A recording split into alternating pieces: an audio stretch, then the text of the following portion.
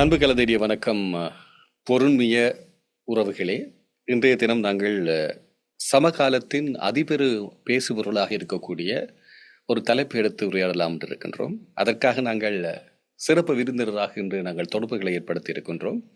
கனடாவினுடைய Saskatchewan ஆராய்ச்சி கவுன்சிலினுடைய உதவி விஞ்ஞானியாக பணியாற்றி நமது ஈழ மண்ணிற்கு பெருமை சேர்த்துக் கொண்டிருக்கக்கூடிய வினாசி தம்பி ரவி அவர்களை நாங்கள் இன்று அழைத்திருக்கின்றோம்.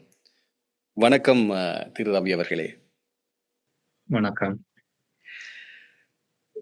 குறிப்பாக இந்த மன்னார் காற்றாலை திட்டத்தினுடைய ஆரம்ப கட்ட ஆராய்ச்சி பணிகளிலே உங்கள் பங்களிப்பு இருந்திருக்கின்றது. இது பற்றி உங்கள் கருத்து என்ன? உண்மையில் அது ஆராய்ச்சி பணி என்பதை விட அந்த திட்ட அமுல்படுத்தல், மன்னார் 100 மெகாவாட் காற்றாலை கருத்திட்டத்தின் திட்ட அமுல்படுத்தலின் போது அதன் கட்டுமான பணிகள் ஆரம்பிக்கப்பட்ட போது அதுக்காக அமர்த்தப்பட்டிருந்த இபிசி கான்ட்ராக்டர் வெஸ்டாஸ் என்ற ஒரு நிறுவனம், அது டென்மார்க் அடிப்படையாக கொண்ட நாடு. அந்த ஏராளமான காற்றாலைகள்ல ஆராய்ச்சிகள் எல்லாம் செய்யற ஒரு கம்பெனி. அந்த கம்பெனிக்கு சமூகம் மற்றும் சுற்றாடல் சார்ந்த விடயங்களை கவனிக்கிறதுக்காக எனக்கு ஒரு வாய்ப்பு கிடைச்சது. ஸோ அதுல இந்த காற்றாலை தொடர்பான பின்புலங்கள், ஆய்வுகள், அதுகள் தொடர்பான விடயங்களை அறிகிறதுக்கும் அதுல பரிந்துரைக்கப்பட்ட விஷயங்களை அமுல்படுத்தி அந்த கருத்திட்டத்தை சமூகம் சார்ந்த, சுற்றாடல் சார்ந்த ரீதியில பாதிப்புகள் இல்லாத வகையில அதை நடைமுறைப்படுத்தி முடிக்கும் வரையில, கட்டுமானம் பணி முடிக்கும் வரையில என்னுடைய பங்கு முழுமையா மன்னார் மண்ணில கிட்டத்தட்ட ஒரு 2 வருடங்கள், ஒரு 18 மாதங்கள் வரையில இருந்தது. அதுதான் என்னுடைய பணி. உண்மையில எந்தெந்த காலம் அது ஆரம்பித்தது நான் 2019 ஏப்ரல் வரையில தொடங்கினேன். அப்புறம் 2021 அக்டோபர் வரையில நான் விலகினேன். டிசம்பர் வரையில முழுமையா பணிகள் முடிஞ்சிட்டு, நாம் விலகும் போதே பணிகள் கிட்டத்தட்ட முடிச்சுட்டு குறிப்பிட்ட வேலை திட்டங்களுக்கு எனக்கு வேற ஒரு வாய்ப்பு கிடைச்சதால நான் என்னுடைய பிரதானமான வேலையில முடிஞ்சது. கற்கக்கூடிய விஷயங்களை முடியக்கூடியதா இருந்து இன்னொரு வாய்ப்புக்காக வேற ஒரு திட்டத்துக்கு நான் போனேன். அதுதான் என்னுடைய காலம். உதவி ஆராய்ச்சியாளர் வினாசி தம்பி ரவி நல்லா தமிழ் பேசுறார். ஆனா அவர் நேரடியா கொண்டு நீங்க கேள்வி கேட்குறீங்க, இல்லாட்டி இந்த காற்றாலை திட்டத்தை பற்றி கேட்குறீங்க. அவரை பற்றி கொஞ்சம் கேளுங்கள், எங்களுடைய ரசிகர்கள், எங்களுடைய உறவுகள் கேட்கலாம். உங்களை பற்றி சொல்றதா இருந்தா, சிறு வயதிலிருந்து எப்படி உங்களோட வாழ்க்கை இருந்தது, எப்படி இந்த துறைக்குள்ள நீங்க வந்தீங்க? வவுனியா மண்ணின் மைந்தன் சொல்லலாம். வவுனியால பிறந்து வளர்ந்தனா. 90ஆம் ஆண்டு இடப்பெயர்வு வவுனியால் நடக்கும்போது இடம்பெயர்ந்து பல இடங்களுக்கு திரும்பி இந்தியாவில் அகதியா ஒரு கிட்டத்தட்ட 1 வருஷம் வரையில வாழ்ந்தாங்க. பிறகு திரும்ப பிரச்சனை நடக்கும்போது என்னுடைய தந்தையார் கொழும்புல இருந்தவர். ஸோ அவர் கடிதம் மூலம் தொடர்பு கொள்ளுவார். அங்க கொஞ்சம் பாடசாலை கல்வியல் பிரச்சனை இருக்கிறதால அவர் திரும்ப பிரச்சனை நடக்கும்போதே வர சொல்லிட்டு இப்ப திரும்பி வவுனியாலே என்னுடைய பாடசாலை கல்வியை தமிழ் மத்திய மகாவித்தியாலயத்துல கட்டினான். அதன் பிறகு வவுனியா வளாகத்துல, இப்ப வவுனியா பல்கலைக்கழகமா மாறிட்டு அங்க என்னுடைய முதலாவது பட்டத்தை நான் பெற்றுக்கொண்டேன். அது சூழலியல் விஞ்ஞானம். அதை தொடர்ந்து பேராதனை பல்கலைக்கழகத்துல முதுகலை மாணி, அதுவும் சூழலியல் விஞ்ஞானத்துல கற்றுக்கொண்டேன். அந்த சந்தர்ப்பத்துல நிலத்தடி நீரை பற்றி வவுனியா நகர சபையில நிலத்தடி நீர்ல குடிநீர்ந்த தன்மையை பற்றி ஆய்வு செய்தேன். அப்ப எனக்கு அந்த சூழல்ல நீரோட தொடர்பாக கொஞ்சம் கூடுதலா கற்க வேணும் என்ற ஆசை. அது என்ன பிறகு கனடாவை நோக்கி தள்ளிச்சு. இங்க ஒரு யூனிவர்சிட்டி ஆஃப் சாஸ்கச்சுவான்ல வாட்டர் செக்யூரிட்டின்னு சொல்லி அது கிரவுண்ட் வாட்டரோட கூட நிபுணத்துவம் வாய்ந்த ஒரு கற்கையா இருந்தது. அதை கற்கிறதுக்காக வந்தேன். 2009ஆம் ஆண்டு வேற வகையில முதலா உலக வங்கியின் திட்டம் ஒன்றுல சூழலியல் உத்தியோகத்தரா வேலை செய்ய வாய்ப்பு கிடைச்சது. அப்ப எனக்கு இலங்கையின் சூழல் சட்ட திட்டங்களை அறிகிறதுக்கும் உலக வங்கியின் உலகளாவிய ரீதியில அவங்க பாவிக்கிற சமூக சூழல் கொள்கைகளையும் அறியக்கூடியதா இருந்தது. அது பொதுவா உலக வங்கி மாதிரியான பெரிய நிறுவனங்கள், நிதி நிறுவனங்கள் வரும்போது அவர்களுடைய கொள்கைகளையும் நடைமுறைப்படுத்தணும். 2ஐயும் நடைமுறைப்படுத்த ஏராளமான உட்கட்டுமான வேலைகள் செய்து நாங்கள் அந்த செய்த போது சமூகம் சூழல் சார்ந்த பொறுப்புகள் வந்து எனக்கு வழங்கப்பட்டிருந்தது. அப்ப மதிப்பீடுகள் செய்யறது, கண்காணிக்கிறது, அதுக்குரிய அறிக்கைகளை தயாரித்த வேலையில கூடுதலா ஈடுபட்டிருந்தேன் நான். அதுக்கு பிறகு அதுல இருந்து அந்த 2009ஆம் ஆண்டு பிரச்சனைக்கு பிறகு இன்னொரு கருத்திட்டம் வந்தது, என்ரிப் என்று சொல்லி. அதுல குறிப்பிட்ட காலம் வேலை செய்யக்கூடியதா இருந்தது. முதல்ல வேலை செய்து மீளெழுச்சி திட்டம் வந்து அதுல இருந்து இன்னொரு கருத்திட்டத்துக்கு மாறினேன். அதுவும் உலக வங்கின கருத்திட்டம். அப்புறம் குறிப்பிட்ட காலம் வந்து நீல்சன் சொல்லி ஒரு ரிசர்ச் ஃபார்ம்ல வேலை செய்தாங்க கொழும்புல. அதுக்கு பிறகு ஸ்கில் செக்டர் டெவலப்மெண்ட் மினிஸ்ட்ரியில ஒரு ஸ்கில் செக்டர் டெவலப்மெண்ட் ப்ராஜெக்ட்ல அதே என்வரன்மெண்டல் ரோல் ஒன்று செய்தனா. அதுக்கு பிறகு லைஃப் ட்ரைவ் டிரான்சிட் ப்ராஜெக்ட் கேள்விப்பட்டிருப்பேன், எங்களுக்கு இல்லை நடைமுறையில. அந்த ப்ராஜெக்ட் அந்த கருத்திட்டத்தின் ஆரம்ப காலத்துல நான் வேலை செய்து கொண்டிருந்தேன். அப்ப கருத்திட்டத்துக்குரிய சூழலியல் ஆய்வுகள் மதிப்பீடுகள் செய்த போது இருந்தேன். பிறகு டிசைன் கன்சல்டன் ஹையர் பண்ணி கொஞ்ச காலம் இருக்கும்போது எனக்கு இந்த மன்னார் வின் பவர் ப்ராஜெக்ட்ல ஒரு சான்ஸ் கிடைச்சது. அதை அறிய வேணும்னு ஆவல். அது எனக்கு வவுனியா பக்கத்துல குடும்பம் அங்க இருந்ததால, மகளும் சின்ன ஆளுன்றதால அங்க இருந்து இந்த கருத்திட்டத்துக்கு வந்தேன். நான் வந்து இதுல வேலை செய்து கொண்டு இது முடிகிற கட்டத்துல பிறகு எனக்கு நுழைச்சோலையில அந்த அனல் நிலக்கரி மின்சார நிலக்கரி கருத்திட்டம் ஒரு விரிவாக்க ஒரு திட்டம் ஒன்று நடைமுறையில் இருந்தது. அதுக்கும் சூழல் ஆய்வு செய்து கொண்டிருந்த சந்தர்ப்பத்துல எனக்கு அங்க ஒரு வாய்ப்பு கிடைத்தது. அங்க வேலை செய்து கொண்டிருக்கும் போதுதான் பொருளாதார பிரச்சனை நாட்டுல எல்லாம் வந்தது. ஸோ இதெல்லாம் சேர்ந்து என்ன இங்க நோக்கி தள்ளிட்டு ஒவ்வொரு நாளும் நாட்டை பற்றி தான் சிந்திச்சு கொண்டிருப்பேன். இப்ப இந்த பிரச்சனைகள் வரும்போது நான் நிறைய பார்த்தேன், மனசு கவலையாக இருந்தது. ஒரு சமூக பொறுப்பு இருக்கு. நான் தெரிஞ்ச விஷயங்களை சொல்ல வேணும். ஆனா இதே நேரம் யாரையும் புண்படுத்திடக்கூடாது, இந்த ஒரு யாரையும் சாடிடக்கூடாது, யாரையும் சுட்டி காட்டிடக்கூடாது வேலை குணமா இருந்ததுன்னா அப்போ அதுல ஒரு வேற என்ன மார்க்கம் இருக்கு, ஒரு ஃபேஸ்புக் போஸ்டர் தான் போடலாமான்னு சொல்லி நிறைய யோசிச்சு 2-3 நாள் சிந்திச்சு ஒரு குறிப்பிட்டதான் எழுதி அனுப்பினேன். அது இங்க வர என்ன கொண்டு இன்றைக்கு இருத்தி முதலாவது இப்படி ஒரு நேர்காணல நான் கட்டுரைகள்லாம் எழுதுனாங்க. அங்க இப்படி ஒரு நேர்காணல் உங்களோட பேரை பல தடவை கேள்விப்பட்டிருக்கோம், காற்றலையில கேள்விப்பட்டிருக்கோம், உங்களோட குரலை நேரில் இப்படி ஒரு சந்திக்கிறதுக்கான வாய்ப்பு கிடைச்சிருக்கு, நன்றி. இதுதான் என்னுடைய ஒரு அறிமுகம். இப்ப என்ன குடும்பத்தோட நான் இங்க இருக்கிறேன்.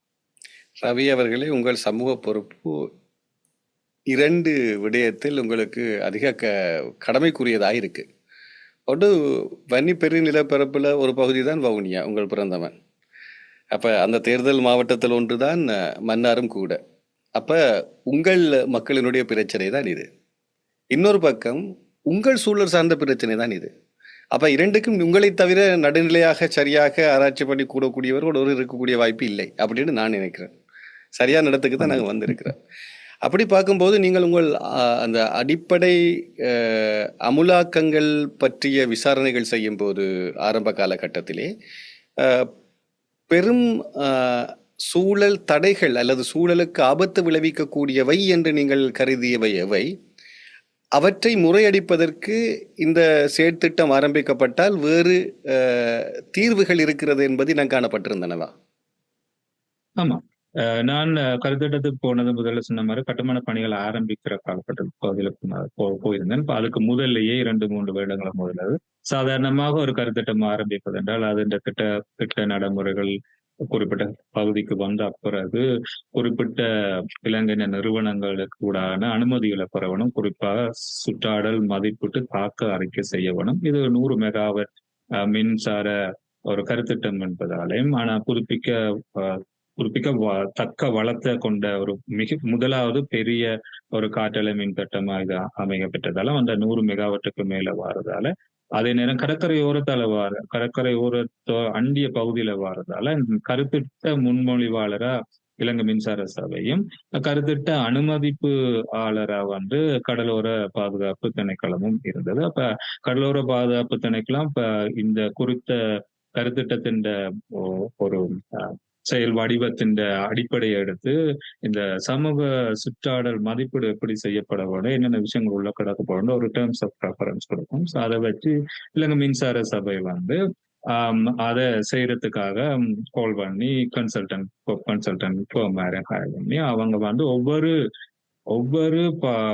ஒவ்வொரு துறை சார்ந்த நிபுணர்களை இலங்கையில் இருக்கிற துறை சார்ந்த நிபுணர்களை உள்வாங்கி ஒவ்வொன்றும் தனித்தனியாக ஆய்வு செய்யப்படும். அந்த ஆய்வுல கருத்திட்டத்தின் விளக்கங்கள், பின்புலங்கள், கருத்திட்டத்துல வரப்புற தாக்கங்கன்றது ஒரு தனிப்பகுதி வரும். அந்த தாக்கத்தின் அளவுகள் எந்த அளவு என்றதை குறிப்பிடப்படும். அந்த தாக்கத்தை தணிக்கிறதுக்கான நடவடிக்கைகள் என்னன்றது வரும். அதே மாதிரி கண்காணிப்பு நடவடிக்கைகள், கட்டுமானத்துக்கு முன்ன என்னென்ன செய்ய வேணும், கட்டுமான காலத்துல என்னென்ன கண்காணிப்பு நடவடிக்கைகள் செய்ய வேணும், கட்டுமானம் நடந்து முடிஞ்சு தொழிற்படும் போது என்னென்ன கண்காணிப்பு நடவடிக்கைகள் செய்ய வேணும்னு சொல்லி அது கிட்டத்தட்ட செய்து அதை பிறகு அந்த அந்த காலத்துல சமூகங்களோட கலந்துரையாடல்கள் செய்யணும். எல்லா கிராம உத்தியோகத்தர் பிரிவுக்கு சென்று மக்களோட கலந்துரையாடி அந்த கருத்திட்டத்தோட தொடர்பான விஷயங்களோ விளங்கப்படுத்தி அவங்களோட சந்தேகங்களுக்கு உரிய விஷயங்களையும் உள்வாங்கி அதை செய்து பிறகு அந்த துறை சார்ந்த நிபுணர்கள் அந்த அறிக்கையை இன்னும் பல அரசு திணைக்களங்களை குறிப்பா தொடர்பட்ட அரசு திணைக்களங்களுக்கெல்லாம் அனுப்பி அவர்களுடைய சந்தேகங்களும் உள்வாங்கப்பட்டு அதுவும் விளக்கம் அளிக்கப்பட்டு பின்னர் அந்த திட்டத்துக்குரிய சொற்றாடல் சமூக அனுமதி வழங்கப்படும். அப்படி வழங்கப்பட்ட பிறகு அது ஒரு சட்ட ஆவணமா தான் நான் பொதுவாக சொல்றது பைபிள்னு சொல்லி, அதாவது ஏதாவது அந்த திட்ட நடைமுறைகள் நடைமுறைப்படுத்தும் போது சுற்றாடல் சமூக தொடர்பான பிரச்சனைகள் அந்த பைபிள்ல இருக்கிற விஷயங்கள், அந்த சுற்றாடல் மதிப்பீட்டு தாக்க அறிக்கையில் இருக்கிற விஷயங்களை எடுத்து அங்க சிபாரிசு சொன்ன விஷயங்கள் நடைமுறைப்படுத்த வேணும். அது ஏராளமான துறைசார் நிபுணர்கள் உள்வாங்கி அவர்களுடைய துறை அனுபவங்கள், தொழில் அனுபவங்களும் சேர்த்து எது சிறப்போ அதை அந்த சூழலுக்கும் சமூகத்துக்கும் ஏற்ற மாதிரி வழங்கி இருக்கணும். அப்ப என்னுடைய பொறுப்பு அதுல ஒப்பந்தக்காரர் பகுதியில என்ன செய்ய வேண்டும். நீங்கள் கேட்ட இந்த சூழலியல் தொடர்பான தாக்கங்கள் நாங்கள் செய்யும் போது எங்களுக்கு குறிப்பா கட்டுமானுடைய பாதைகள் கட்டுமானம் செய்ய வேண்டியிருந்தது. குறிப்பிட்ட அந்த தளவாடங்களை கொண்டு போறதுக்காக அதே நேரம் விண்டர்பைன் மாதிரியான விஷயங்களை ஸ்டோர் பண்ண வேண்டியிருந்தது. ஸோ இப்போ கட்டுமானங்கள் செய்யும் போது சமூகத்துக்கு எந்த விதமான பாதிப்பு நடைபெறாதவாறு செய்ய வேண்டிய தேவை இருந்தது. கிட்டத்தட்ட 18 மாத காலம் என்றபடியா எல்லா பருவ காலநிலைகளும் வரும். ஸோ அது மக்களுக்கு எந்த விதமான பாதிப்பும் ஏற்படக்கூடாது. குறிப்பா மக்களை பொறுத்த மட்டும் அச்சம் மீன் வளம் பாதிப்பு ஏற்படுத்தப்படுமான்னு சொல்லி, அப்ப இதுல இந்த குறிப்பான அந்த 100 மெகாவாட் இப்ப நடைமுறையில இருக்கிற அந்த கருத்திட்டத்தை பொறுத்த மட்டும் அதுக்கு நிதி பங்களிப்பு வழங்கினது ஆசியா அபிவிருத்தி வங்கி. ஆசியா அபிவிருத்தி வங்கி இன்னொரு ஆசியா அபிவிருத்தி வங்கியின் நியமத்துக்கு ஏற்ற மாதிரி இன்னொரு சுற்றாடல் தாக்க மதிப்பீடு செய்திருக்கு. அது இலங்கையால், அதாவது கோஸ்டல் கன்சர்வேஷன் டிபார்ட்மெண்டால அனுமதி அளிக்கப்பட்ட அந்த சுற்றாடல் தாக்க மதிப்பீட்டை விட இன்னும் பல்கியா இருக்கும், பெருசா இருக்கும். நடைமுறைகளை இடையூறுக்கு மன்னிக்கணும். இப்ப 2 விடயங்கள் மூலமா சொல்றாங்க. ஒன்று இந்த மீன்கள் கையிருப்பு, இன்னொன்று பறவைகள் இடம்பெயர்வு. இது பாதிக்கக்கூடிய வாய்ப்பு இருக்குன்னு சாதாரணமா சொல்றாங்க. நேரடியான உங்களோட கேள்வின்னு சொல்லிட்டுன்னா நேரடியா சொல்றேன்னு சொன்னா இந்த என்ன பொறுத்தவரையிலையும் இந்த தொழில்நுட்ப அறிவை பொறுத்தவரையிலையும் இந்த காற்று அலைகள் எல்லாம் கடற்கரையில இருக்குது. கோஸ்டல் கன்சர்வேஷன் டிபார்ட்மெண்ட் தூரத்துல இருந்து தொலைவில் இருக்கிறது. மீன்களுக்கு நேரடியான பாதிப்பை ஏற்படுத்துறதுக்கு கூடிய விஞ்ஞான ரீதியிலான எந்த விதமான ஆதாரங்களும் இல்லை. சத்தத்தால் ஏற்படுத்தப்படுமான்னு சொன்னா அந்த சத்தம் காற்றுக்குள்ளால கடந்து கடலுக்குள்ள போய் மீன்களை தாக்கும். மீன்களுக்கு கேட்க மீன்களுக்கு சென்சரியோ இல்லை சத்தத்தை உணர்றதுக்கு அதை விஞ்ஞானபூர்வமா நிரூபிக்கல. அது 2வது, அதிர்வுகள் நிலத்துக்குள்ளால போய் கடலுக்கு போய் அதிர்வை உணரும் ஏதாவது வாய்ப்பு இருக்குமான்னு சொன்னாலும் அவ்வளவு பெரிய அதிர்வு ஏற்படுத்தப்படல. இந்த டெக்னாலஜி இந்த விண்ட் போட்டிருக்க விண்ட் டெக்னாலஜி சத்தத்தையும் அதிர்வையும் இயலுமான அளவு குறைக்கிறது. விஞ்ஞான ரீதியில அப்படி தாக்கம் ஏற்படுறதுக்கான வாய்ப்பு இல்லை. மீன் கையிருப்ப நேரடியா பாதிக்கும். இந்த உலக நாடுகள்ல கடலுக்குள்ள இருக்குது பெரிய ஏராளமான உலக நாடுகள்ல அங்க மீன்பிடி பிரதானமா வாழ்வாதாரமா இருக்கிற இடங்கள்ல கடலுக்கு உள்ள இருக்கிற காற்றலைகள்லயே இப்படியான தாக்கங்கள் சரியாக அடையாளப்படுத்தப்படல. 2வது என்ன சந்தேகம் கேட்டீங்க? பறவைகள் இடப்பெயர்வு பற்றியும். பறவைகள் இடப்பெயர்வு ஆய்வு செய்திருக்கிறோம். இலங்கையின் மிகவும் அந்த துறை சார்ந்த வல்லுநர் ப்ரொஃபசர் தேவகவ் தென்னக்கோன், அவர் விலங்கியல் துறையில இலங்கையில் இருக்கிறதுலேயே மிகவும் துறைசார் நிபுணர். அவர் ஆய்வுகளும் இருக்குது இது தொடர்பா. அதுல குடிபெயர் பறவைகள் வாரத்துக்குரிய பாதைகளை தவிர்க்கிறதுக்காக அந்த பழைய 100 மெகாவாட் காற்றலை திட்டத்தின் மேற்பகுதியில, நடுக்குடான்ல இருந்து மேற்பகுதியில குறிப்பிட்ட அளவு 3-4 காற்றலைகள் அப்பவே திட்டத்திலிருந்து இதுக்காக அகற்றப்பட்டது. அதுக்குரிய அந்த பாதைகளுக்குரிய தாக்கங்களாக இருக்கலாம் என்று சொல்லி. ஸோ அந்த குடிபெயர் பகுதியில இல்ல. அப்படியே இருந்தாலும் அந்த குடிபெயர் பறவைகள் பொதுவாக எனக்கு தெரிஞ்சு கூட்டமாக பறக்கும் பறவைகள், இந்த வலசை பறவைகள் மாதிரியான பறவைகள்.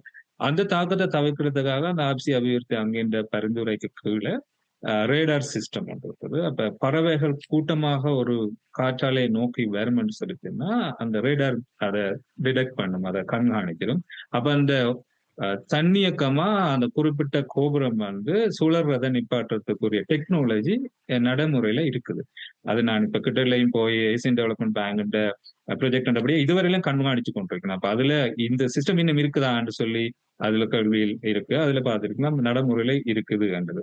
சோ அதால ஆனா தனியா ஒரு பறவை வரும்போது அந்த ரேடாரால சென்சர் பண்ணல, டெக்னாலஜிக்கலி இம்பாசிபிள். சோ அது தனிப்பறவைகள் அந்த அந்த அறிக்கையிலே இருக்குது.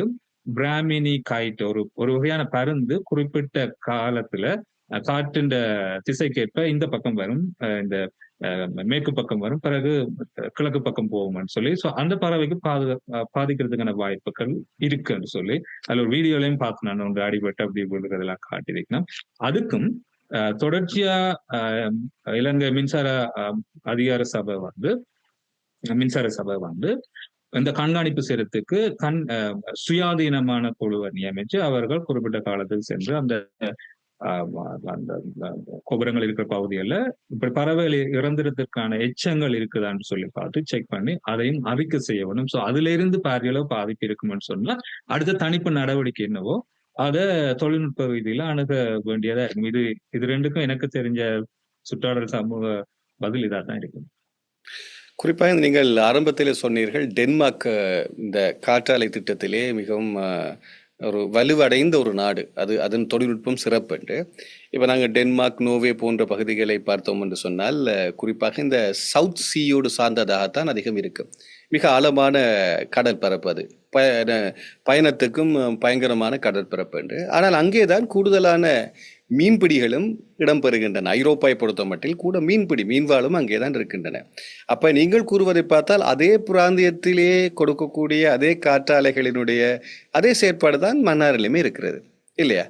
அது அப்ப வந்தது ஒரு ரீசன்ட் டெக்னாலஜி. அது 3.46 மெகாவாட் ப்ரொடியூஸ் பண்ணக்கூடிய அந்த காற்றாலையை நாங்கள் பயன்படுத்தல. இன்னொரு நன்மை நான் சொல்லணும்னா அந்த டெக்னாலஜி வேகமா இவால்வ் ஆகிட்டு இருக்குது. இப்ப இந்த 50 மெகாவாட் போடுறதுக்கு எங்களுக்கு 10 டவர் காணும் வேண்டாம், 5 மெகாவாட் ப்ரொடியூஸ் பண்ண பாருங்க. அந்த 3 வருஷத்துக்குள்ள டெக்னாலஜி 3 மெகாவாட் இருந்து 5 மெகாவாட் ஷிஃப்ட் ஆயிடுது. ஸோ இது வந்து என்ன சொல்றது, சரியான வேகமா வளர்ற ஒரு நுட்பம். மற்றது தூய சக்தி வளம், எந்த ஒரு உள்ளீடும் இல்லை, உமிழ்வும் இல்லை. நீங்க வெளியே எதையுமே காற்றையோ ஒரு கழிவு நீரையோ எதையுமே வெளியேற்றாது சூரிய சக்தி. ஆனா சூரிய சக்தியை விட காற்றாலை பெஸ்ட் என்னன்னு சொன்னா அது சூரியன் 24 மணி நேரம் வேலை செய்யாது. காற்றாலை வந்து இரவு பகலா வேலை செய்யும். குறிப்பிட்ட அளவு காற்று வேகம் இருந்தால் போதுமானது. திரு ரவி அவர்களே, இந்த நிறத்தை மாற்றி அமைப்பதனூடாக இந்த பிளேட்ஸ்ல இந்த பறவைகள் அழிவுகளிலிருந்து காப்பாற்றலாம் என்ற ஒரு பதிவு ஒன்று பரவலா பகிரப்பட்டு கொண்டிருக்கு சமூக ஊடகங்களிலே. இதுல இருக்கக்கூடிய உண்மை பொருள் என்னன்னு தெரியுமா? நான் உண்மையா பறவைகள் தொடர்பான நிபுணர் இல்லை, ஆனால் அந்த பழைய விசிறிகள் 100 மெகாவாட் மின் விசிறிகள்ல சிவப்பு நிற வர்ணங்களை கவனித்திருக்கிறேன். ஆனா இப்படியான விஷயங்கள் இருக்குமெண்டா இது ஒரு இலகுவான தீர்வு. அந்த இறக்கையில மிக இலகுவா கழட்டிக்குள்ள இறக்கி குறிப்பிட்ட டெக்னாலஜிக்களை பெயிண்ட் பண்ணி அதை மேல பொறுத்துறது குறிப்பிட்ட பணம் செலவழியுமே இவ்வளவு பிரச்சனைகளை தீர்க்கக்கூடியதா இருக்கும். அப்படியா இருக்கும் என்று சொல்லித்தோம்னா அதுக்குரிய தொழில்நுட்பங்கள் சரியா உண்மையா இருக்குமெண்டா, அறிவுகளும் சரியா இருக்குமெண்டா இலங்கை மின்சார சபை தயங்காம அதை செய்ய வேணும் என்று தான் நான் சூழலியலாளரா சொல்லுவேன். எனக்கு உண்மையா அது தொடர்பான சரியான அறிவிக்கல. இந்த மின் செயற்பாட்டு திட்டத்தினால், காற்றாலை திட்டத்தினால் நேரடியாக மன்னார் மக்களுக்கு கிடைக்கக்கூடிய அனுகூலங்கள் என்ன? அறிக்கைகளின்படி முதல் ஆரம்பத்துல வந்து மன்னாருக்கு வழங்கப்பட்டு கொண்ட மின்சாரத்துல அடிக்கடி ட்ரிப் தடைகள் ஏற்படுறது ஒரு இயல்பான விஷயமா இருந்தது. அதுக்கு காரணம் சொல்லப்பட்டது அந்த அறிக்கையில தெளிவாயிருக்குது. காரணம் சொல்லப்பட்டது அதுக்கு வழங்குற மின் கம்பங்கள் வேலை சக்தி காணாது, சம்திங் 10 110 கிலோவாட் சம்திங், சரியான டெக்னிக்கல் வேர்ட் சரியில்லை. ஆனா இந்த சக்தியை உருவாக்குறதால அதுல இருந்து நடுக்குடால இருக்கிற கிரிட் சப்ஸ்டேஷனுக்குள்ளால டிஸ்ட்ரிபியூட் ஆகி பனங்காமத்தில் இருக்கிற சப்ஸ்டேஷனுக்குள்ள போய் திரும்ப வரும்போது அதிக சக்தியுடைய, அதிக விலை சக்தியுடைய மின்சாரத்தை வழங்கக்கூடியதா இருக்கும். அதால தடையின்றிய ஒரு மின்சாரம், தடையின்றிய மின்சாரம் சொன்னா அந்த ட்ரிப்புலாத மாதிரி தொடர்ச்சியான மின்சாரத்தை பெறக்கூடியதா இருக்கும் என்றது 100 மெகாவாட் மின் சக்தியை வழங்கும் போது இலங்கை அதிக மின்சார சபையால வழங்கப்பட்ட ஒரு வாக்குறுதி. அதை நான் எப்படி அடைஞ்சிருக்கிறாங்களான்னு சொல்லி நான் ஒரு சிலரோட கதைக்கும் போது அவங்க சொன்னாங்க கிடைக்குதுன்னு சொல்லி. அதே நேரம் இந்த 50 மெகா இந்த முதலாவது கட்டத்தின் விரிவாக்க ஆய்வு அறிக்கை, சமூக சுற்றாடல் சமூக ஆய்வு அறிக்கை பார்க்கும்போது மக்களோட கலந்துரையாடலின் போது அது சொல்லப்பட்டிருக்குது. அது அந்த பிரச்சனை தீர்க்கப்பட்டிருக்கும் சொல்லி. சோ இப்ப தொடர்ச்சி இல்லாத, தடை இல்லாத ஒரு மின்சாரம் கிடைக்கிறது ஒரு பெரிய நன்மையாக இருக்கும், நேரடியான நன்மை என்று நான் சொல்றேன். அதனாலதான் இது இப்ப அனுபவிக்கக்கூடியதா இருக்கும் ஒன்று. மற்றும்படி இது ஒரு தேசிய நலத்திட்டம். சோ இதுல இருந்து வர மின்சாரம் நாடு முழுக்க தேவைகள் இருக்கிற எல்லா இடங்களுக்கும் விநியோகப்படக்கூடியதாக இருக்கும். இதை நான் பொதுவாக நீங்க பார்த்தா, நான் அது சின்ன ஒரு ஸ்டாட்டிஸ்டிக்கல் டேட்டா எடுத்து வச்சிருக்கிறேன். இப்ப இலங்கையில மொத்த மின்சாரத்துல 57% மீள் புதுப்பிக்கக்கூடிய சக்தி வளத்திலிருந்து வருது. அப்ப அது 43% மீள் புதுப்பிக்கப்பட முடியாத சக்தி வளம், பிரதானமா நிலக்கரியோ ஒயிலோ அதுகள்ல இருந்து வருது. இந்த 57% மீள் புதுப்பிக்கக்கூடிய சக்தி வளங்கள்ல பிரதானம் எங்களோட ஹைட்ரோ பவர், நீர்மின் உற்பத்தி நிலையங்கள். ஆனா நீர்மின் உற்பத்தி நிலையங்கள் எல்லாம் பழைய நீர் மின் உற்பத்தி நிலையம் பழையதாகி கொண்டு போகுது. குறிப்பிட்ட காலம் இருக்கு, கிட்டத்தட்ட 40 வருடம், 50 வருடம், 30 வருடம் அப்படி. அப்ப அதன் காலங்கள் முடியும் போது எங்க இருந்து மின்சக்தி பெறுகின்ற ஒரு பெரிய கல் இருக்கு, அதன் பிரதானமா பங்கு வகிக்குது. இப்போதைக்கு காற்றளவு எங்களுக்கு ஒரு 2% அளவு தான் சக்தியை கொண்டிருக்குது. அது கிட்டத்தட்ட 100 மெகாவாட். இந்த 100 மெகாவாட் மின்சாரத்தை எடுத்தீங்கன்னா ஒரு 2% சக்தி. மொத்தமா அரசாங்கம் ஒரு 1100 மெகாவாட் மொத்தமா காற்றலையில மட்டும் உற்பத்தி செய்யக்கூடியதா எதிர்பார்க்குது. அப்படி உற்பத்தி செய்தா அது கிட்டத்தட்ட ஒரு 13-15% மீள் புதுப்பிக்கக்கூடிய சக்தி வளத்துக்கு இந்த இது போய் கண்ட்ரிபியூட் பண்ணிக்க அந்த 57% இதுவும் சேர்ந்து கிட்டத்தட்ட 70% மீள் புதுப்பிக்கக்கூடிய சக்தி வளத்திலிருந்து மின்சாரத்தை 2030 பெற வேணும் என்றது இலங்கை என்ற ஒரு இலக்கு. அப்படி வரும்போது 70% சக்தி எங்களை மீள் புதுப்பிக்கப்படக்கூடிய சக்தி வளத்திலிருந்து கிடைக்கும். இதால நன்மை என்னன்னு சொல்லி பார்த்தோம்னு சொல்லி சொன்னா, மின்சார கட்டணம் பொதுவா இப்ப இருக்கிறதுல ஆக குறைஞ்ச மின்ன ஒரு அலகு மின்ன உற்பத்தி செய்யறதுக்கு குறைஞ்ச இதுல இருந்து குறைவா எங்களால உற்பத்தி செய்யலாம்னு சொன்னா நீர் மின்சாரத்துல இருந்து உண்மையாக கிட்டத்தட்ட ஒரு 1 அப்படி பொதுவா முடியும் ஒரு அலகு மின்சாரம் செய்யறதுக்கு. இதே ஒரு காற்றலை எடுத்தீங்கன்னு சொல்லிச்சுன்னா ஒரு 15 ரூபாயிலிருந்து 17 ரூபாய் வரையில போகலாம். அதே சூரிய கலத்தை எடுத்தா கிட்டத்தட்ட 19 ரூபாய் வரையில, இதை நிலக்கரி எடுத்தா 23 ரூபாய் வரையில போகும். இதை இன்னொன்றும் இருக்குது, அந்த எண்ணெயில பாவிக்கிற ஒயில பாவிச்சு எடுக்கிற அது கிட்டத்தட்ட 80 ரூபாய் கிட்ட போகுது. அப்ப இவ்வளத்தையும் கணக்கெடுத்து கூட்டி பாத்தீங்கன்னு சொல்லிச்சுன்னா எங்களோட மின்சார கட்டணம் இது எல்லாத்தையுமே அவரேஜ் பண்ணி ஒரு அமௌண்ட் தான் பொது பயன்பாட்டு ஆணைக்குழு ஒரு கிழமைக்கோ ஒரு மாசத்துக்கோ தீர்மானிக்கும். அப்ப இந்த சக்தி உள்ள வரும் என்று சொல்லி சொன்னா கிட்டத்தட்ட எங்களுக்கு அந்த 80 ரூபாய்க்கும் அந்த கோல் பவர்ல இருந்து வர 23 ரூபாயும் வெளியே ஓரளவுக்கு வெளியே எடுக்கலாம். எடுத்தா எங்களோட மொத்த மின் கட்டணம் குறையும் ஒன்று. ரெண்டாவது 70% மின்சக்தி இலங்கை உற்பத்தி செய்யும் 2030 அளவுல இது எல்லாம் சேர்த்து சரியான நடைமுறையில போகும் சொல்லிச்சுன்னா இலங்கை ஒரு பசுமை சக்தி வளமிக்க நாடா மாறும். அது ஏராளமான வாய்ப்புகளை இலங்கைக்கு ஏற்படுத்தி கொடுக்கும். ஒன்று சாதாரணமா ஒரு குடும்பமா ஒரு தனி மனிதனா இந்த மின் கட்டணம் குறையும். இப்ப என்னால கூட வேற விஷயங்களை செய்யக்கூடியது.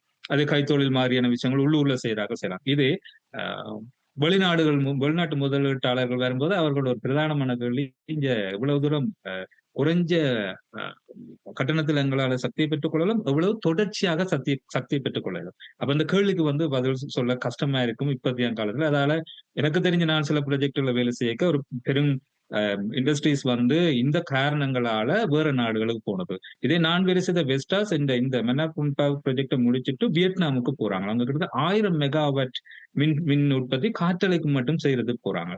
இவனங்கிட்ட உண்மையா வியட்நாம்ல அவ்வளவு தேவை இருக்குதான்னு சொல்ல இல்ல. அவங்க வந்து புதுசா இன்வெஸ்டரை உள்ள கொண்டு வரதுக்காக முதல்ல மின் சக்தியை தாங்கள் அதுவும் இந்த புதுப்பிக்க சக்தியக்கூடிய வளத்துல உருவாக்குனா குறைஞ்ச கட்டணத்துல உருவாக்கலாம் என்ற மாதிரியான ஒரு நிலைமையில வருவாங்க. இதையும் வந்து இந்த 70% மீள் புதுப்பிக்கக்கூடிய சக்தி வளத்தை வந்து இலங்கை 2030 அடையிற காலப்பகுதியில அது தொடர்ச்சியா இன்னும் நீண்டு கொண்டு போகும். வேற வேற இடங்களை அடையாளப்படுத்தி கொண்டு வேற ஒரு திட்டங்களை உள்வாங்கி கொண்டு போக 2050 கார்பன் நியூட்ரல் எங்களோட எனர்ஜி வந்து கார்பன் நியூட்ரல் என்ற ஒரு நிலைக்கு வரும். அதாவது நாங்கள் சக்தியை உருவாக்க உள்ளெடுக்கிற கார்பனும் சக்திய வெளிவிடுக்க வெளிவிடுற கார்பன் அளவும் சமநிலைக்கு வரும். வேணுமென்றா அது ஒரு மிகப்பெரிய நிலைய சக்தி தொடர்பா இலங்கைக்கு பெருமையையும் நிலையையும் ஏற்படுத்தி கொடுக்கும். அது ஏராளமான பாதைகளை வந்து திறந்துவிடும். பொருளாதார ரீதியில இலங்கை வந்து பெரிய அளவு முன்னேற்றம் வர்றது மாத்திரம் இல்ல.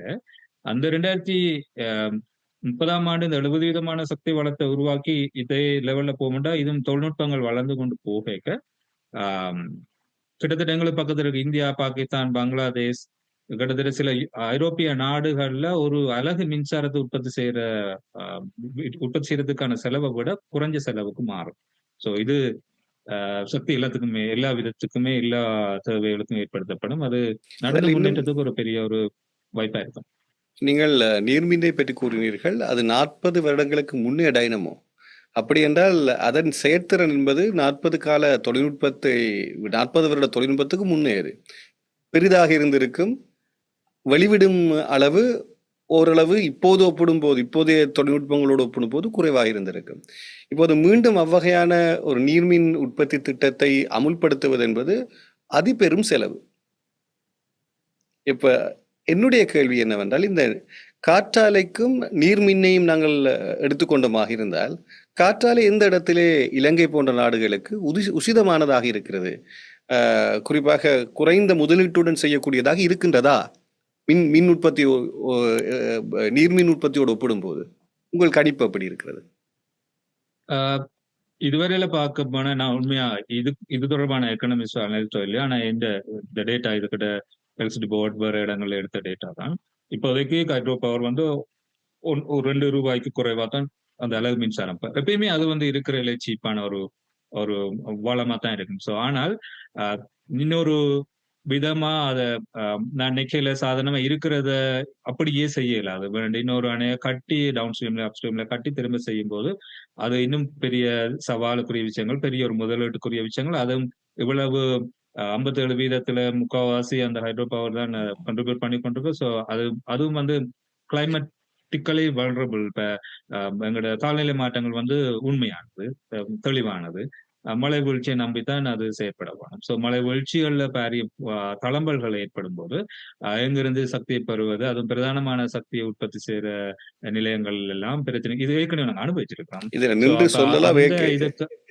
இந்த இடத்துல நின்று நாங்கள் கூப்பிடுறோம். ஏற்கனவே 1994 ஏப்ரல் கால பகுதியிலே தொடர்ந்து மின்வெட்டுக்கள் அமுலாகியது இவ்வகையான மழை வீழ்ச்சி குன்றிய நிலையில்தான். அதன் பின்னர் தான் படிச்சிருக்கிறேன். அதுக்கு பிறகுதான் ஏனைய திட்டத்தை நோக்கி நாங்கள் சென்றோம். அதையும் நாங்கள் கூறலாம் இல்லையா? இப்பயும் வந்து இப்ப நிலக்கரி மின்சாரத்தை எடுத்து பாத்தீங்க, இலங்கை மின்சார சபை இந்த இணையதளத்துக்கு போய் பாத்தீங்கன்னு சொன்னா நிலக்கரி மின்சாரம் தான் அந்த பவுண்டேஷன் எனர்ஜியை வழங்கி கொண்டிருக்கும். ஏனென்றா இப்ப புதுப்பிக்கத்தக்க வளத்துல உள்ள சவால் என்னன்னு சொல்லிச்சுன்னா அது சொல்றது அன்கன்ட்ரோலபிள். எங்களால் கட்டுப்படுத்த இயலாது. காற்று எப்ப வெறும் பெறாது, சூரியன் எப்ப வெறும் பெறாது, மழை வீழ்ச்சி எப்ப வெறும் பெறாதுன்றது எங்களால் கட்டுப்படுத்த இயலாது. ஆனா நிலக்கரி வந்து நீங்க எவ்வளவு நிலக்கரி உள்ள போடுறீங்களோ அதுல இருந்து குறிப்பிட்ட சக்தி உங்களுக்கு தரும். அது வந்து இப்போதைக்கு எங்களோட அடிப்படை தேவைக்குரிய இதை வந்து அதை தந்து கொண்டுதான் இருக்கும், தரத்தான் வேணும். நாடு முன்னேற்றம், மற்ற முன்னேற்றங்கள், மற்ற விஷயங்கள் கூடிக்கொண்டு போய்க்க நாங்கள் அதையும் இந்த புதுப்பிக்க சக்தி வளத்திலிருந்து சக்தியை பெறக்கூடிய மாதிரி எங்களை திருப்பி கொண்டா அந்த மாதிரியான நிலக்கரியோ அனல் மின்சார நிலையங்களை ஸ்டாண்ட் பைல வச்சிருக்கலாம். எங்களுக்கு தேவையான நேரங்கள்ல பிறழ்வுகளோ இல்லாட்டி உற்பத்தி செய்ய முடியாத நிலைமையில் இருக்க அதை ஆப்ரேட் பண்ணி நாங்க பெற்றுக்கொள்ளக்கூடியதா இருக்க வேணும். ஆனா அது ஏராளமான சூழல் பாதிப்புகள் இருக்கு அதனால.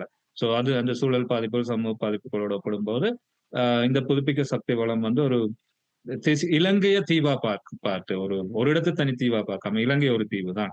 நான் இலங்கை பேரு கனடால இருந்த ஸ்ரீலங்கான்னு கைக்க நிறைய பேர் இந்தியாவில இருக்கிறார்கள், நிறைய பேருக்கு இலங்கை தெரியுது இல்லை. நான் ஆச்சரியப்படுறேன். நான் அவங்களோட ஜியோகிராபிக்கல் நாலேஜ் இந்தியாவில தான் இருக்கான்னு சொல்லி இலங்கையை முழு தீவா பார்க்கும்போது இலங்கைன்ற முழு சுற்றாடலையும் பார்க்கும்போது இலங்கைன்ற முழு சமூகத்தையும் தான் பார்க்கப்படும். இது சக்தி என்றது ஒரு தனிப்பட்ட தேவை இல்லை, முழு நாட்டுக்குரிய தேவை. அதை பார்க்கும்போது இந்த புதுப்பிக்கத்தக்க வளத்தை நோக்கி நகர்றதை முழு நாட்டுக்கு உரிய ஒரு அத்தியாவசிய தேவையாத்தான் நான் பார்க்கிறேன். ஆனால் இங்கே இந்த சூழல் பகிர்வு பற்றி பெரிய முரண்பாடுகள் முன்வருகின்றன. குறிப்பாக இங்கிருந்து பெறப்படக்கூடிய மன்னார் காற்றாலையிலிருந்து பெறப்படக்கூடிய இந்த மின் உற்பத்தி மன்னாருக்கு எவ்வளவு உதவ போகிறது, தேசிய திட்டத்துக்கு எவ்வளவு பங்கிடப்பட போகிறது என்கின்ற பேச்சுக்களும் இடம்பெற்றுக் கொண்டுதான் இருக்கின்றன. இது பற்றி நீங்கள் என்ன நினைக்கிறீர்கள்? ஆஹ் ஆஹ் இப்ப ஒரு இது எனக்கு நேரடியா பதில் சொல்ல தெரியல. சூழல் சமூகம் தொடர்பான விஷயங்கள் தான் எனக்கு தெரியும். இருந்தாலும் இப்ப ஒரு பெரிய இண்டஸ்ட்ரி ஒன்று மன்னார் வளங்களோட தொடர்பா ஒன்று உருவாக்க வேண்டும் என்று சொல்லிச்சுன்னா பெரிய அளவுல சக்தி தேவை ஒன்று இருக்கும்.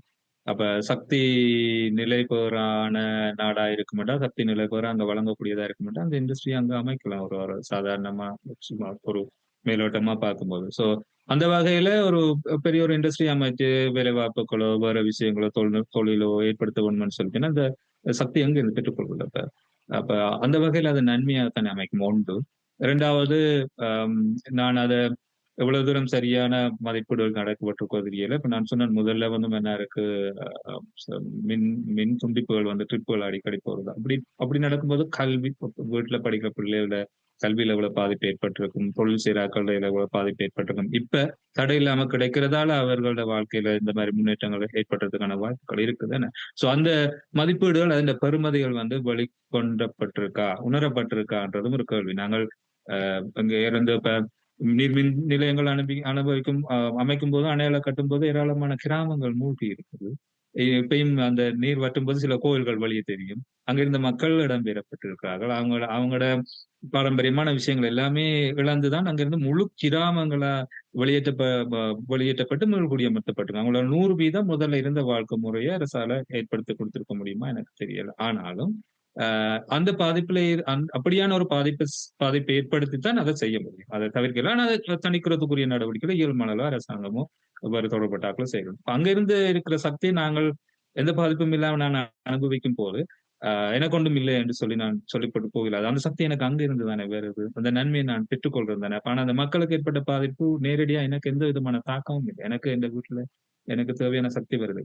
இதை இப்படி பாக்குறது எந்த அளவு ஆரோக்கியமான எனக்கு தெரியல. நான் இதை கொஞ்சம் ஆழமா கலைக்கவும் விரும்பல. என்னன்னு சொல்லிச்சுன்னா வேறு விதமான கருத்து பரிமாற்றங்களுக்கு போயிடும். நான் உங்களை விளங்கும் என்று நினைக்கிறேன். அந்த வகையில ஒரு மன்னாரோ எந்த ஒரு பிரதேசமா இருந்தாலும் அங்க ஒரு பெரிய அளவு தொழில்துறைகள் வளர்ச்சிக்கு சக்தி அடிப்படை. சோ அது நிலைபெறான குறைந்த செலவிலான சக்தியை பெறுவதுன்றது முழு நாட்டிலையும் முழு பேருடைய வளர்ச்சியிலையும் அது தூங்கி இருக்குது. சோ அது விளங்கு கொள்ளப்பட வேண்டிய விஷயம். சூழலியலாளர்களாக உங்கள் ஆதங்கம் சரி. ஆனால் ஒரு மனித வள மானுட வளர்ச்சி என்கின்ற பொருளை நாங்கள் எடுக்கும்போது சாதாரணமாக ஒரு மனிதன் ஒரு பகுதியிலே குடிபெயரும் போதே அந்த பகுதியில் இருக்கின்ற சமூக இயல்பை மாற்றிவிட்டுத்தான் ஆரம்பித்திருக்கின்றார். இப்போது இலங்கையில் இருக்கின்ற குடித்தொகை ஆரம்பம் ஏதோ ஒரு காட்டை அழித்து அதன் பின்னர் மனிதன் வாழக்கூடிய சூழலை உருவாக்கித்தான் ஆரம்பிக்கப்பட்டிருக்கிறது. அந்த ஆரம்பத்திலேயே சூழலியல் சுழற்சி முறையிலே மனிதன் தடையை ஏற்படுத்த தொடங்கிவிட்டான். ஏனென்றால் மனிதன் தான் மேம்பட்ட உயிரினமாக இருக்கின்றான். இது ஒரு அடிப்படை கேள்வி. அப்படி எனும் போது உலக நாடுகள், வளர்ச்சி அடைந்த உலக நாடுகளை நாங்கள் வியந்து பார்க்கும் போது அவர்கள் இந்த சக்தியை எவ்வளவு தூரம் உத்தமமாக சூழலுக்கு பெரிய அளவிலே பாதகம் இல்லாமல் அதிக அளவாக பெற்றதனால்தான் உலக போட்டி சந்தையில் இருக்கக்கூடிய இந்த கம்படிட்டிவ் அட்வான்டேஜ், போட்டித்தன்மையான வாய்ப்புகளை பெற்று உலகின் பொருளாதாரத்தின் முன்னணி நாடாக மாறிக்கொண்டிருக்கிறார்கள். இந்த பொருளாதாரத்தின் முன்னணி என்பதுதான் தனிப்பட்ட ரீதியிலே ஒருவரது தலா வருமானத்தை அதிகரிக்கிறது. இன்று நீங்கள் இலங்கையில் தொழில் புரிந்து கனடாவில் தொழில் புரியும் போது இருக்கக்கூடிய இடைவெளி இந்த வருமானம். இந்த வருமானம் என்பது எவ்வகையாக வளங்களை மிக பெரிய அளவிலே உத்தமமாக பயன்படுத்தி மனிதனுடைய பெறுதியை, தரத்தை, அவரது வாழ்க்கை தரத்தை அதிகரிப்பதிலே தான் தங்கியிருக்கிறது. எந்த ஒரு நாட்டுக்கும் இருக்க வேண்டிய மிக முக்கியமான ஜனநாயக பொறுப்பு அல்லது ஒரு அரசியல் ஜனநாயகத்தின் மிக மூலம் என்னவென்றால் பொருளாதாரத்தை கட்டியெழுப்பி மனித வாழ்வியலை மேம்படுத்துவதற்கான அமைப்பு. அப்படித்தான் வந்திருக்கின்றோம். நமது பூட்டிகள் வாழ்ந்த சூழலும் அவர்கள் பெற்ற வாழ்வும் நாங்கள் பெறவில்லை. அதை தாண்டி வந்திருக்கின்றோம். இங்கே ஏதோ ஒன்றை இழந்து ஒன்றை பெற்றிருக்கின்றோம். அப்ப அந்த இழப்பையும் பெறுதியையும் எவ்வளவு தூரம் உத்தமமாக பயன்படுத்தி மதிநுட்பமாக செயற்படுகிறது என்பதிலே தானே உண்மையிலேயே ஒரு பொருளாதாரம். இது அடிப்படை அல்லவா? இது நாங்கள் அரசியல் பேசவில்லை, இது ஒரு அடிப்படை. ஏனென்றால் எங்களுக்கு அடுத்த சந்ததி இருக்கு. நீங்கள் சொன்னீங்க உங்களுக்கு ஒரு மகள் இருக்கு. இதை மாதிரி எத்தனையோ பேர் அடுத்த சந்ததி இருக்கு. அவர்கள் வாழ்வதற்கு தொழில் வேண்டும். தொழில் சரியாக நடைபெறுவதற்கு சக்தி மூலம் நிச்சயம் வேண்டும். அப்படி அல்லாவிட்டால் இப்போது சக்தி மூலம் மாத்திரமல்ல, அதையும் தாண்டி பல தேவைகள் இப்போது அத்தியாவசிய தேவைகளாக வந்திருக்கின்றன. உதாரணத்துக்கு இன்டர்நெட் போன்று. இப்படி இருக்கும்போது நாங்கள் இதை கையாள வேண்டிய முறையில் மாற்றம் குறைந்தபட்சம் ஏற்பட வேண்டும் என்று கூட உங்களுக்கு தோன்றவில்லை. இது அரசியல் கேள்வி அல்ல, இது சாதாரண ஒரு மனிதனிடம் கேட்கும் கேள்வி. தேவைதான்.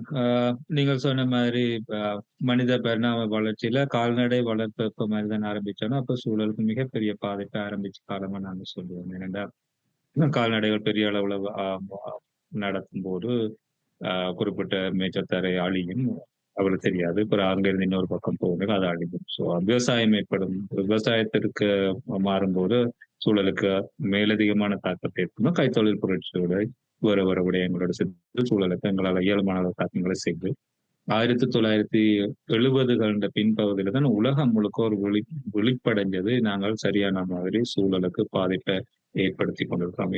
நான் இப்போது வேறு செய்து கொண்டிருக்கிற ஒரு ஒரு மைனிங் சைட் ஒன்று, அது 50-60ஆம் ஆண்டு கால பகுதியில செயற்படுத்தப்பட்டது. அது யுரேனியம் மைனிங். அது அப்ப செயற்படுத்தப்பட்டு அப்படியே கைவிட்டாச்சு. இப்ப ஒரு 10 வருஷத்துக்கு முதல்ல தான் அதை ரெமெடியேஷன் செய்யறதுக்கு, அதை இப்படியே விட்டா பக்கத்துல இருக்க பெரிய ஒரு தேக்கம் ஒன்று இருக்குது, அது பாதிக்கப்பட்டு ஆராய்ஞ்சு இப்ப ரெமெடியேஷன் இவ்வளவு பெரிய வளர்ச்சி அடைஞ்ச இப்பதான் அதை செய்து கொண்டிருக்கு. அந்த வகையில பார்க்க போனா பாதிப்புகள் இல்லாம அபிவிருத்தி திட்டங்களை மேற்கொள்றது கடினம். அதே நேரம் சமூக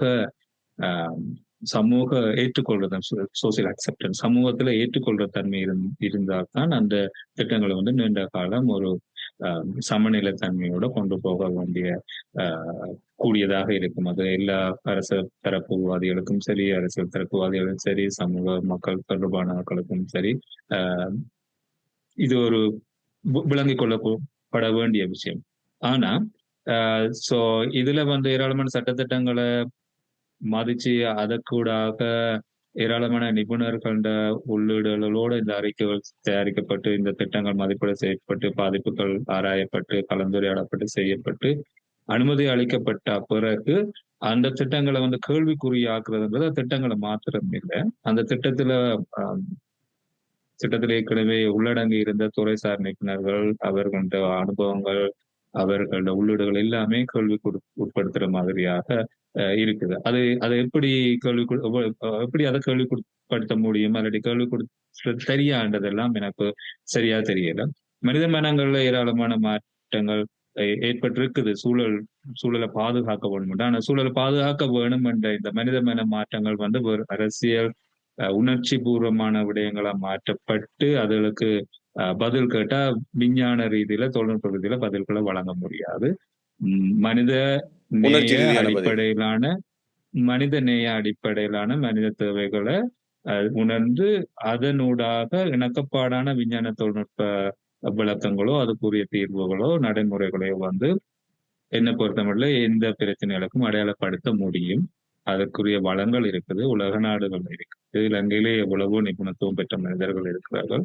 அது உலக சுத்தியோட இந்த விஷயங்கள் உண்மையாக அடையாளப்படுத்தப்பட வேண்டிய விஷயங்களாக கண்டறியப்பட்டாலே ஒழிய செய்யலாம். இதுல நான் ஒரு இடைவெளியையும் பார்க்கிறேன். என்னன்னு சொன்னா, ஆம், ஒரு பக்கம் சமூகம் தங்களுடைய தேவைகளை சொல்லிக் கொண்டிருக்கணும். இது சந்தேகங்களை எழுப்பிக் கொண்டிருக்கணும். முதல்ல இருந்து அந்த சந்தேகங்களை எழுப்பிக் கொண்டிருக்கணும்.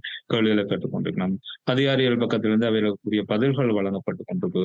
இவர்களுக்கு இடையிலான தொடர்பாடல் எவ்வளவு தூரம் சரியான முறையில நீண்ட காலத்துல விருத்தி அடைஞ்சிருக்குது. இல்ல, அதாவது சரியா அந்த சரியான தொடர்பாடல்கள் சொற்பதம் என்றால் ஆரோக்கியமாக இருக்கின்றதா என்றது. ஆரோக்கியமாக இருக்குது. அதே நேரம் எல்லா அரச தரப்பினரும் ஒருமித்த கருத்தோட இருக்கணுமா? அப்படி இல்லாட்டி மக்கள் அந்த கருத்துக்களுக்கு குழம்புவினோம்ல. ஒவ்வொரு அரச திணைக்களங்களும் ஒவ்வொரு மாதிரியான கருத்துக்களை சொல்லுங்கன்னு சொன்னா. இப்ப இது தனியா இலங்கை மின்சார சபையின் தேவையில்ல.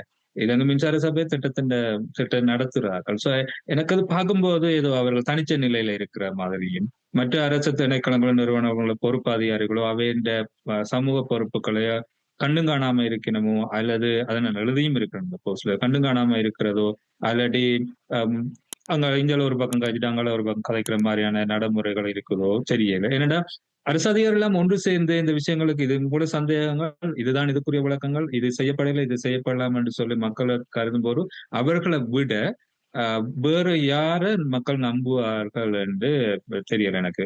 அந்த அந்த தொடர்பாளர், அந்த ஆரோக்கியமான தொடர்பாளர் இடைவெளி இருக்கு. சில வேளையில எங்கட ஊர்ல நான் இங்கே இருந்து இந்த நாட்டுல இப்ப ஒரு 3 வருஷம் தான். இங்கே நடைமுறைகளும் எங்கட அரசு திணைக்கள நடைமுறைகளை பார்க்கும்போது இந்த ஒரு குழு செயற்பாடு இருக்கும். இந்த டீம் தான் சொல்லுவோம். பேர் தான் சொல்றது, சார் சொல்றது இல்ல.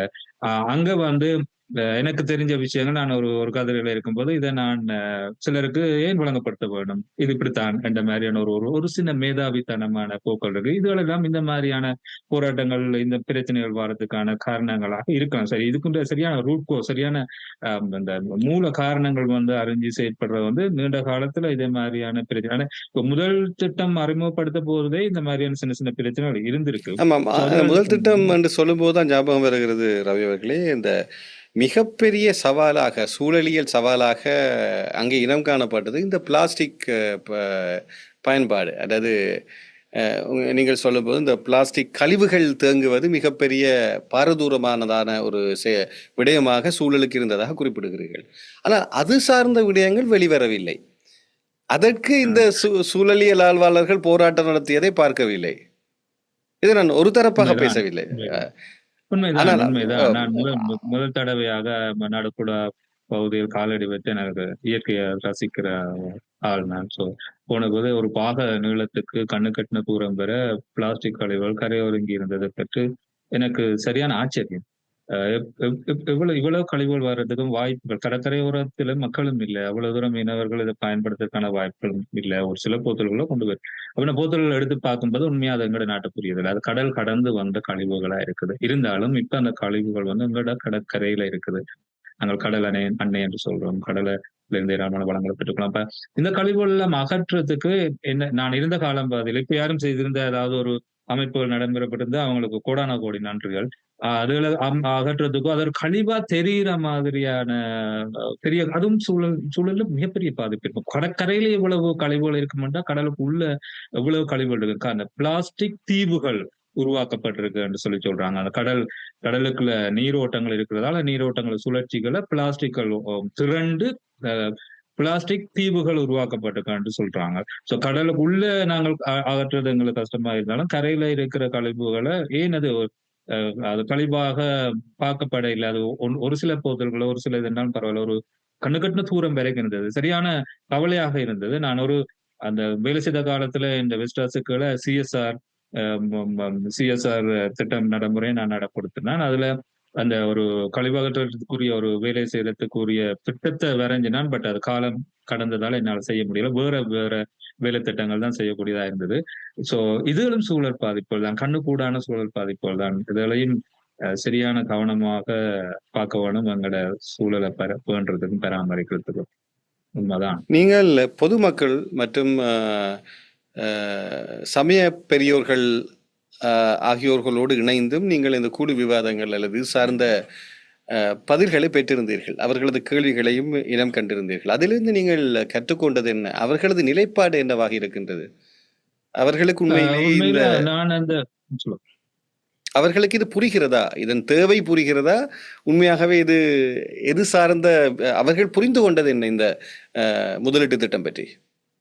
இது வந்து 2019 20 காலப்பகுதியில நான் கட்டுமான பணிக்கு சென்றிருந்த போது ஆசிய அபிவிருத்தி வங்கின்ற ஒரு கோரிக்கையாக தான் என்று நினைக்கிறேன். கட்டுமானம் ஆரம்பிக்கப்பட முன்னரும் மக்கள் கலந்துரையாடலை மேற்கொள்ள வேண்டும்னு சொல்லி அப்ப திட்ட திட்டத்தின் உரிமையாளர்கள் வந்து இலங்கை மின்சார சபை அவர்கள் அந்த சமூக சூட்டாடல் நிபுணர் டாலத்தின் பேர்ல எங்களோட ஒப்பந்தக்காரரை பிரதிநிதித்துவப்படுத்துறதுக்காக நான் போயிருந்தேன். அப்ப மக்களை சந்தித்திருந்தேன், சமய தலைவர்களையும் சந்தித்திருந்ததுக்கு வாய்ப்பு இருந்தது. அவர்கள் பொதுவாக அவர்களோட சந்தேகமும் பயம் மீன் வளங்கள் பாதிக்கப்படும் சொல்லி அதுக்கு நேரடியாக தொழில்நுட்ப அறிவு விஞ்ஞான விளக்கங்களின்படி எந்தவித பாதிப்பும் இல்லை என்று சொல்லியிருந்தது. அதே நேரம் வீதிகள் அமைக்கப்படுமா அப்படியான கேள்விகள் கேட்டார்கள். அதுக்குரிய பதிலை எங்களால் வழங்கக்கூடியதா இருந்தது, ஏற்றுக்கொண்டார்கள்.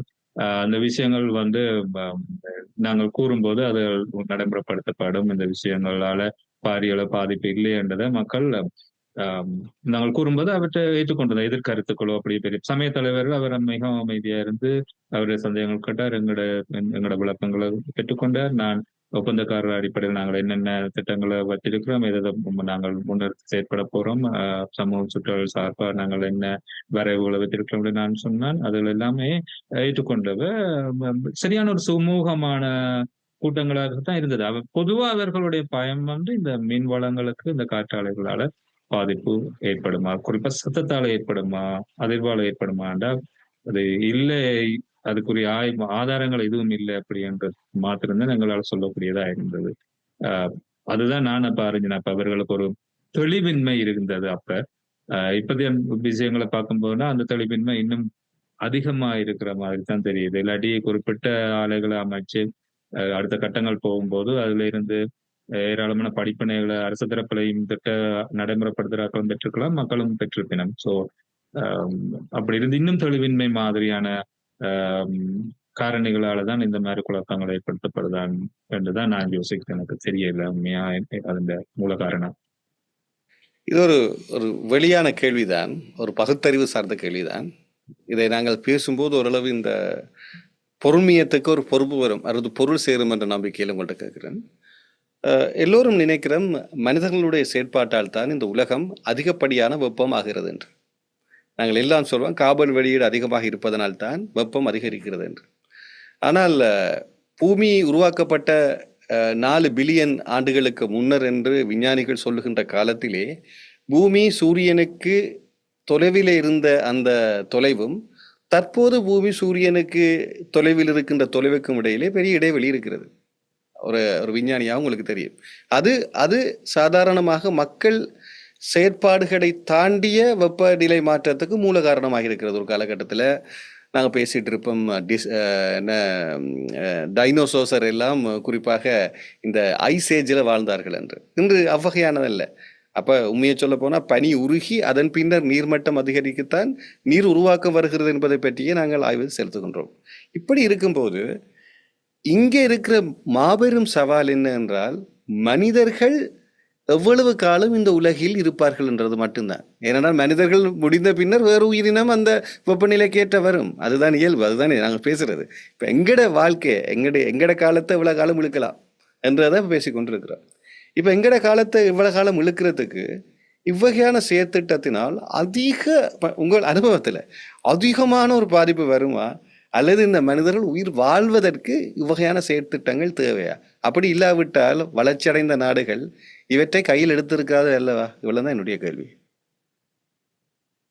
நல்ல கேள்வி. இந்த கேள்வி வந்து ஒரு பரந்துபட்ட ஒரு மிக தொலைவான நோக்கத்திலே மிக பாரிய பின்னுக்குள்ள இருந்து வர காலம். உலகம் வந்து அப்படியே மாறிக்கொண்டிருக்கும். நீங்கள் மனித இனம் இருந்தால் என்ன, இல்லாவிட்டால் என்ன, சூரியன் இருந்தால் என்ன, இல்லாவிட்டான இந்த உலக நிலை வந்து மாறிக்கொண்டிருக்குமா, இந்த வெப்பநிலை தொடர்ச்சியாக மாறிக்கொண்டிருக்கும். ஆனால் இந்த வெப்பநிலை மாற்றம் வந்து எவ்வளவு காலத்துக்குள்ளால மாறுதுன்றதுதான் முக்கியமான விஷயம். நீண்ட காலத்துக்குள்ளால அந்த மாற்றங்கள் நடக்கும் போது உயிரினங்கள்ல இருந்து மாற்றங்கள் நடக்கும். இயற்கை அனர்த்தங்கள் வந்து இப்பொழுது நடந்து கொண்டிருக்கும். ஆனால் குறிப்பிட்ட கடந்த 100 வருடத்துக்குள்ள பூமியின் வெப்பநிலை மாற்றத்தின் அளவு வந்து அதிகம். அதுக்கான காரணம் வந்து மனித செயற்பாடு. அது பல ஆய்வுகள்லையும் அறியப்பட்டிருக்கு, கண்டறியப்பட்டிருக்கு. அதால கியோட்டோ புரோட்டோகால் என்ற ஒரு அமைப்புகளால உலக நாடுகள் வெப்பத்தை தணிக்கிறதுக்கு என்ன செய்யலாம். இப்ப நாங்கள் இன்னும் ஏதாவது ஒரு ஆய்வுல சொல்லுங்களேன், இன்னொரு 1000 வருடம் தான் மனிதனால வாழ முடியும்னு சொல்லி, அந்த 1000 வருடம் மனிதனால வாழ வந்து இவ்வளவு செய்தா தான் வாழ. இந்த விஷயங்களை நாங்கள் கை கொண்டாத்தான் வாழ. இது எங்களோட காபன் முழுவ நாங்கள் அறிஞ்சு கொள்ளணும். எங்களோட பூமியில வெப்பநிலை இவ்வளவால அதிகரிக்க 2 டிகிரி சியால வந்து 2030 ஆண்டுக்கு இடையில வந்து குறைக்க வேண்டும்ன்றது ஒரு தீர்மானம். ஆனா நாங்கள் இன்னும் அதை அடையல. கிட்டத்தட்ட அது ஒரு 1.2 இருந்து ஏராளமான மிகப்பெரிய நாடுகள் இந்த திட்டத்துக்கு வந்து அவை வந்து ஒத்துழைக்கலைன்னு சொன்னா அவர்கள் இன்னும் காபன் உமிழ்வோட தொடர்பான ஏராளமான தொழில் துறைகள்ல தங்கி இருக்கிறதால நாங்கள் உலக நாடுகள்ல விஷயங்கள் சிலதை எதிர்பார்க்கல, சிலதை செய்யலாது. இலங்கை மாதிரி நாடுகள் வந்து மிகச்சிறிய நாடுகள். சூழல் பாதிப்புகள் பாரிய அளவுல நடக்க போது நாடுகள் பொதுவாக உலகம் அழியறதுக்கான ஒரு வாய்ப்பு துருவ பிரதேசத்தில் ஒரு பனிக்கட்டிகள் உருகி கடல் மட்டம் உயர்ந்த சின்ன சின்ன தீவுகள் அழியும். சோ இப்ப ஆரம்பத்துல எங்கட மாதிரியான மாலதீவு மாதிரியான தீவுகள் எல்லாம் அழியறதுக்கான வாய்ப்பு கொடுங்க. ஞாபகம் இருக்கோ தெரியல, எனக்கு ஒரு 10 வருஷத்துக்கு முதல்ல அவங்க கடலுக்கு உள்ள போய் ஒரு அக்ரிமெண்ட் சைன் பண்ணவங்க. கடலுக்குள்ள தண்ணிக்குள்ள இரண்டா தங்களோட தீவு வந்து அழிஞ்சிடும், ஏற்கனவே தண்ணீர் மட்டும் இவ்வளவு தூரம் கொடுக்க இப்ப உலக நாடுகள் அதுக்கு உறுதுணையா இருந்து உதவி செய்து அந்த வெப்பநிலையை கட்டுப்படுத்தான் நாங்கள் அதை பாதுகாக்கலாம். அதே பேரிடர்கள் பெரிய அனர்த்தங்கள் ஏற்படும் சொன்னா அடுத்த ஒரு சில 24 மணி நேரங்கள மனித உயிர்கள் இல்லாம போயிடலாம். சில அதுக்குரிய உயிர்கள் மாத்திரம் நடக்கலாம். டைனோசர் கால அழிஞ்ச காலத்துல நீங்கள் சொன்ன மாதிரி. ஆனால் நாங்கள் சில விஷயங்கள் வந்து எதிர்ப்பு கூறி இசைவாக்கம் அடைஞ்சு கொண்டு போக வேணும். சோ அந்த வகையில ஆரம்பத்துல சக்தியை உருவாக்கும் போது நிலக்கரி மாதிரியான விஷயங்கள் எண்ணெய்கள்ல இருந்து தான் உருவாக்குனது. எங்களுக்கு வேற தொழில்நுட்பங்கள் இல்ல, தெரியாது. ஆனா அதுல பாதிப்புகளை இப்ப நல்லா தெரியும். விஞ்ஞான நல்ல வளர்ச்சியில இருக்கிற ஒரு நிலைமை. சோ அப்ப மாற்று வளங்களை இப்ப 20 வருஷத்துக்கு முதலே உலகம் தேட வழிபட்டு, உலகம் மாற வழிபட்டு, உலகம் பண்ண வழிபட்டு, இன்னும் பெரிய சில நாடுகள் மாறல. ஆனால் இலங்கை மாதிரி சின்ன நாடுகள் எங்களை நாங்கள் இன்னும் நீடித்து வச்சிருக்க வேண்டும் சொல்லி சொன்னால் இன்னும் ஒரு மனித உலக நேயம் மிக்க உலகத்தை சரியா நேசிக்கிற மனிதர்களாகவும் மனித நேயம் உள்ளவர்களாக மாறணும் சொன்னா ஒரு எடுத்துக்காட்டாக நாடா மாறணும் சொல்லி சொன்னாலும் இந்த விஷயம் தேவையா இருக்கும். ஏன்னா இதுல இந்த காலநிலை மாற்றத்தால வேகமா பாதிக்கப்படுற நாடுகள் வந்து சிறிய தீவுகள், இலங்கை மாதிரியான தீவுகள் வந்து பாதிக்கப்படுறது. அப்ப எங்களால முடிஞ்ச பங்களிப்பை நாங்கள் எங்க நாட்டுக்கும் உலகத்துக்கும் வழங்கணும். அப்ப கார்பன் உமிழ்வை குறைக்கிறதுக்குரிய நடவடிக்கைகள் வந்து சக்தி உருவாக்கத்துல சக்தி தேவை அதிகரிச்சு கொண்டே போகும். இன்றைக்கு ஒரு வீடியோ வந்து பார்த்தோன்னா இலங்கையில வந்து மனித சனத்தொகையை விட இருக்கிற கைபேசிகளோட எண்ணிக்கை வந்து பல மடங்கு அதிகம். அப்ப அவ்வளவு கைபேசிகளும் வந்து தேவையான சக்தி எங்க இருந்து பெற்றுக்கொள்றோம்? நாங்கள் இலங்கை நாட்டிலிருந்தும் பெற்றுக்கொள்றோம். அப்படி நாங்கள் அப்படி பயன்படுத்தும் போது நிலக்கரி மின்சாரத்திலிருந்து வர சக்தியும் பாவிக்கிறோம். அப்ப நானும் வந்ததுக்கு பொறுப்பாக இருக்கிறேன்.